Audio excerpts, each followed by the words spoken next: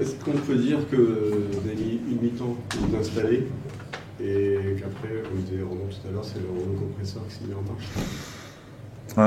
En fait, je pense que la première mi-temps est vraiment très bonne de la part de Landerneau. C'est-à-dire qu'elles ont réussi à nous amener sur des choses qu'on ne voulait pas, je pense. En fait, on a eu du mal à se passer le ballon. On a été ça a été compliqué de se passer le ballon parce qu'ils savaient vraiment où le ballon allait aller. Donc, pour moi, il n'y avait pas d'évidence sur ce match-là quand je jouais la première mi-temps. Et il fallait en tout cas qu'on arrive à retrouver un basket plus léché, avec un ballon qui circule mieux. Pour nous, c'était vraiment important parce que j'avais l'impression qu'au premier mi-temps, tout le monde voulait un peu scorer. Donc ça nous a beaucoup embêtés. Et puis, il y a un facteur important, c'est que on a perdu beaucoup de ballons. Elles en ont profité pour marquer 8 points en contre-attaque en première mi-temps.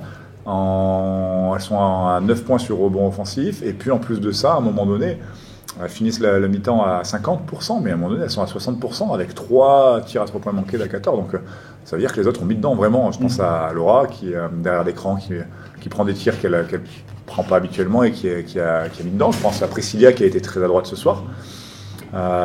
Quand on prépare, on scoute les joueuses aussi. Et là, ce soir, elles ont été très à droite sur cette première mi-temps. Donc ça nous a causé beaucoup de soucis. Et il a fallu qu'on dise aux filles qu'on ne changeait pas notre plan de match. Voilà, qu'on gardait ce plan de match. Mais par contre, il a fallu qu'on remette de l'agressivité parce que je ne sentais pas de second souffle à l'équipe. Et pour ça, et pour mettre du lion, en fait, on a essayé du coup de défendre un peu tout terrain sur des défenses combinées. Et je trouve que ça nous a permis de retrouver un peu d'intensité, de densité, de voler des ballons, de les perturber parce que je trouve qu'elles étaient très bien installées offensivement. Et en fait, on voulait surtout pas ça en fait. Donc voilà, donc on a un peu changé 2-3 choses et puis les filles ont commencé à prendre confiance. C'est le basket de toute façon. À un moment donné, au début, quand on se retrouve à moins 10, c'est pareil, c'est le basket, elles mettent dedans, elles sont en confiance, et puis ce momentum change, et puis c'est nous qui le prenons, et voilà, et on arrive à reprendre le lead. Et une fois qu'on a pris le lead, on l'a plus léché. Mais même quand vous êtes à moins 10, on ne sent pas que vous êtes inquiet, on ne sent pas que vous êtes loin non plus. D'ailleurs, Wany le disait, on a été à moins 10, on a été à plus 10, et puis elles sont revenues tout de suite. Donc on n'a pas senti du tout une équipe inquiète, qui paniquait et qui se délitait, contrairement à ce que fait l'ULBB dans le troisième quart-temps. Parce que quand elles prennent un éclat, boum. Tu construis une confiance sur une saison entière en fait. Ouais. Aujourd'hui, nous, on a réussi à construire une confiance importante. Donc on sait qu'on est capable de revenir dans ces situations-là.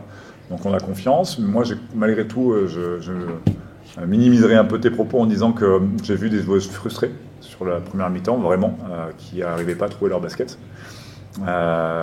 Et du coup, il a fallu c'est ça, ramener en fait la confiance dans le collectif plutôt que dans l'individu là, pour ce moment-là. Est-ce qu'on était en panique? J'ai toujours tendance à dire qu'un premier quart-temps, c'est pas que ça sert pas à rien, à grand-chose, mais en fait, celui qui prend le lead au début, c'est pas celui qui gagne forcément à la fin. On avait une grande discussion avec Wany à l'époque là-dessus, parce que en fait, le premier quart-temps, ça permet aussi de voir ce que fait l'adversaire en défense. Moi, ce que je disais aux gars, c'est que j'avais hâte de voir ce que Wany allait nous préparer, parce qu'il me connaît plutôt très bien. Donc je savais qu'il allait m'emmerder un petit peu, donc voilà. Après, tu imaginais les voir exploser comme elles ont fait en deuxième mi-temps? Parce qu'on est quand même sur 2 cartons c'est pas quelque chose, à 9,26 et 9,22 quoi. C'est pas quelque chose que je m'attendais en fait. Pour moi, parce que je m'attends pas à ce que fasse l'équipe, aux émotions de l'équipe adverse. Je veux dire que ça m'intéresse pas trop en fait. Je m'intéresse aux émotions de mon équipe et je savais qu'on n'était pas à notre niveau de jeu, d'intensité, de rigueur surtout en première mi-temps. Donc j'étais pas inquiet. Et puis l'autre chose c'est que si je suis inquiet sur un premier quart-temps, la fin du match est longue. Donc il faut prendre le temps un peu de... Tout à fait. Après, c'est une chose que le coach trouve des solutions, mais il faut aussi que les joueurs soient capables d'appliquer. J'ai des filles qui sont extraordinaires. Donc j'ai un groupe formidable. Ce que je leur disais dans les vestiaires pour ne pas trahir, c'est que j'ai pris un plaisir incroyable cette année. Non pas parce qu'on a gagné, parce que j'avais de bonnes personnes. Et pour moi, c'est la première base, la première pierre d'une équipe, c'est d'avoir des bonnes personnes. Et j'ai pris un pied fou cette année. Donc on s'est tout de suite entendu, on a tout de suite matché et en fait on a réussi et puis on a créé quelque chose avec certains leaders, Coralie, Maë, Monique, voilà, et Shekela qui nous a rejoint l'an passé. Donc c'est petit à petit qu'on a créé une équipe et ces leaders ont vraiment émergé, donc c'est super. Donc en fait j'ai envie de dire que cette saison c'est la construction de 3 ans. On a 3 filles, ça fait 3 ans qu'elles sont là et ce sont des joueuses leaders qui jouent plus de 25 minutes par match. Donc pour moi je suis très content de ce qu'elles sont devenues et de comment elles ont réussi à mener une équipe. Aujourd'hui on était sur vraiment un travail de long terme. Et les joueuses qu'on a mis autour ont accepté leur rôle. C'est pas évident, parce que finalement, c'est 3 Françaises qui ont pris le lead sur l'équipe. Souvent, on pense beaucoup aux étrangères. Et là, c'est 3 Françaises qui ont pris le lead et qui ont su ouvrir leurs bras aux autres joueuses. Et donc, ça donne ça. Concrètement, en play-off, vous avez joué qui? Je n'ai pas vu les résultats. Normalement, on devrait jouer Angers. J'ai cru comprendre. Parce que Basketland a dû gagner, donc c'est-à-dire qu'on reste au 3e. 3e carton donné largement.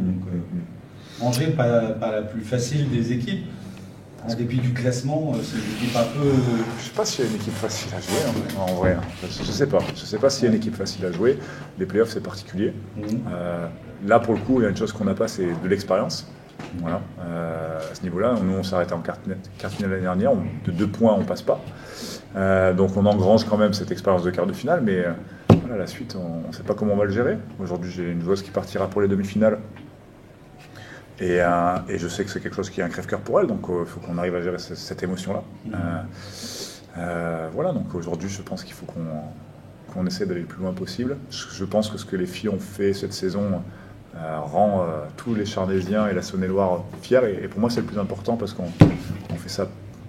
On fait pas ça pour nous, en fait, on fait ça pour un territoire. Donc je suis très content de ce qu'elles ont fait sur 3 saisons. J'ai envie de mettre l'accent sur un chiffre, c'est les 24 balles perdues. Alors il y a des causes et des effets à ces balles perdues, dont 13 volées. Est-ce que c'est selon toi le plus important aussi de ce match? Je pense que oui, le contrôle de la balle, c'était un point important du match. En première mi-temps, on l'a pas beaucoup fait parce qu'on en perd déjà 12. Et en deuxième mi-temps, ça s'est accentué parce que dès le début, les ballons qu'on a perdus, ça donnait des paniers faciles.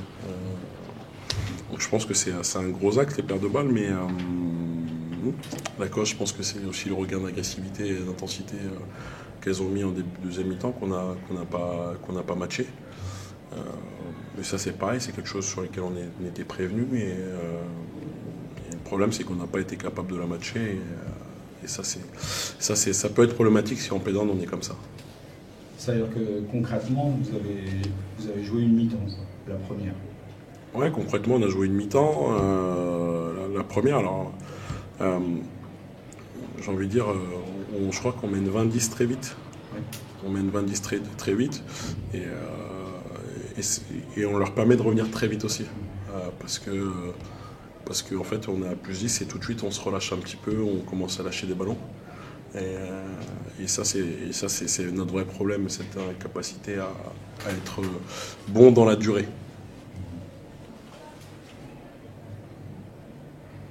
Parce qu'en face, il y a une équipe qui ne s'énerve pas, qui est derrière, mais qui reste derrière et à portée de fusil. Et puis, c'est ce que tu disais, et qui monte en intensité, notamment sur le plan défensif, en deuxième mi-temps, quoi. Ouais, je pense qu'elles se sont mis surtout en rythme au début du troisième, elles se sont facilité les choses. Oui, vous prenez 15-3. Elles se facilitent les choses par nos pertes de balles. Ouais.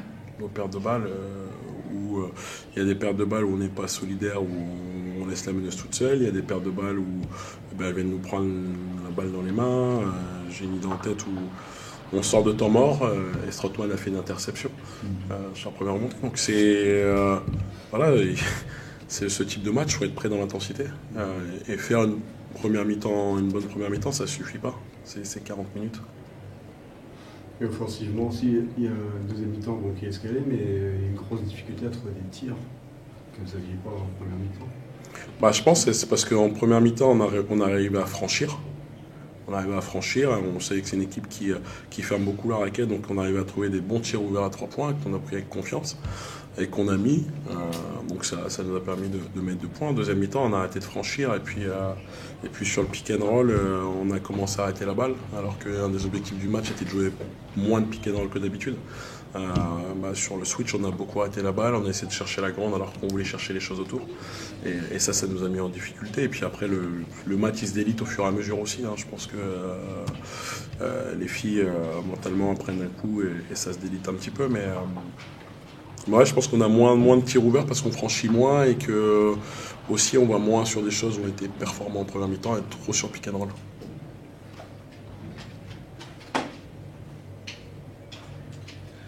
Awa, on a vu une belle bagarre en première mi-temps, vous tenez bien, et puis vous tenez bien les intérieurs en face, et puis en deuxième mi-temps, plus du tout, quoi. Il y a Enfin, je ne sais pas si toi, tu le vis de la même façon, est-ce que tu as ressenti aussi ce relâchement où on a eu l'impression qu'il y a eu un rouleau compresseur en deuxième mi-temps dans votre raquette, quoi.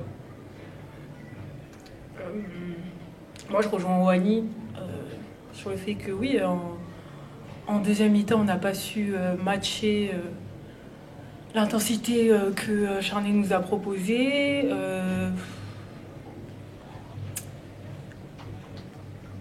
On n'a pas su matcher leur agressivité, on n'a pas su s'adapter au changement de défense qu'elles nous ont mis. Voilà, je ne sais plus combien de turnovers d'affilée. Donc on prend l'eau rapidement et de là, c'est notre problème. On a du mal à chaque fois à revenir et voilà. Enfin.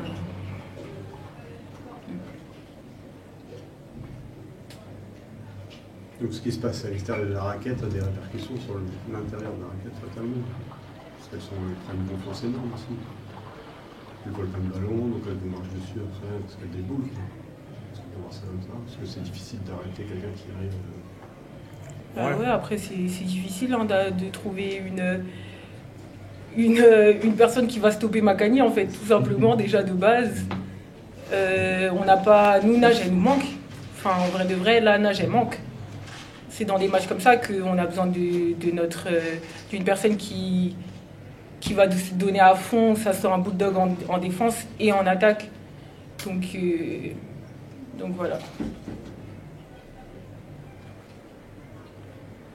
Donc Volpénone serait sur la page et on serait complet. Déjà, il n'y aura pas Charnay.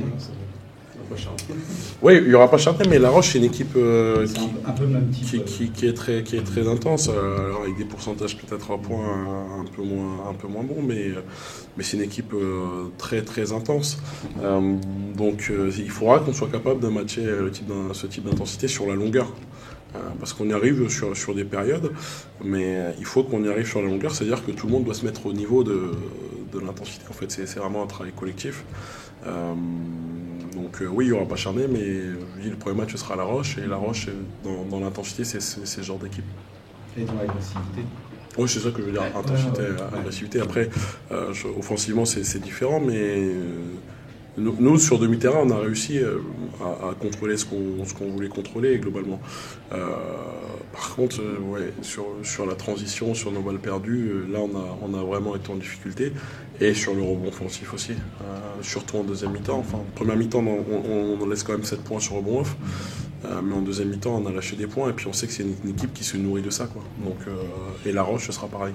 La Roche, la transition et le rebond offensif et l'agressivité, si on n'est pas capable de matcher dans ça, c'est juste des basiques de basket. Des basiques de basket, et ce sera important pour nous. Mais après, on l'a déjà fait, on a su le faire. Il faut juste qu'on soit capable de le faire 40 minutes. Là, c'est comme la semaine dernière après Bourges, ce que m'a dit Maud, c'est là vous allez switcher. Celui-là, il est derrière maintenant, on oublie, fin du championnat, et puis on se concentre sur les matchs à venir.